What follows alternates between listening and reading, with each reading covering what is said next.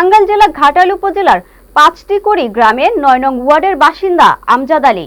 বয়স তার ৮০ পেরিয়েছে, তবে গ্রামবাসীর কাছে তিনি মল্লিক নামে পরিচিত। জীবনের শেষ প্রান্তে এসে ভরসার কেউ নেই কোনো স্থায়ী আয়ের উৎস। টাঙ্গাইল থেকে নিজস্ব প্রতিনিধি সৈয়দ সরোয়ার সাদি রাজুর পাঠানো তথ্যচিত্রে থাকছে বিস্তারিত। জীবনের দীর্ঘ সময় কাটিয়েছেন কাঠুরিয়া হিসেবে। এক সময় শক্ত হাতে কুঠার চালিয়ে বনে জঙ্গলে কাঠ কাটতেন, কিন্তু আজ তিনি অসহায়, নিঃস্ব এক বৃদ্ধ। 2 ছেলে ও 1 মেয়ের অভাবে সংসারে প্রতিদিনই সংগ্রাম নতুন রূপ নেয়। আজ তার হাতে কুঠার চলে না, পায়ে চলে না দীর্ঘ পথ।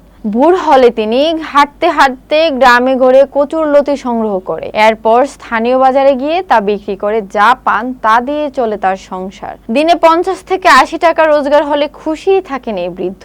তার স্ত্রীও বার্ধক্যজনিত নানান রোগে আক্রান্ত, তবুও কষ্টের কাছে হার মানেননি।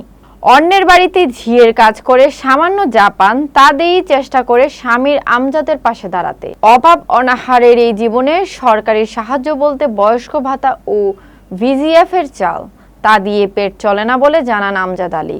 যেখানে বয়স বাড়ে দায়িত্ব কমে না বৃদ্ধের কষ্ট। মানবিক সহায়তা ও সরকারি ভাতা বৃদ্ধির আওতায় এনে পরিবারটির কষ্ট কিছুটা হলেও লাঘব করা এখন সময়ের দাবি।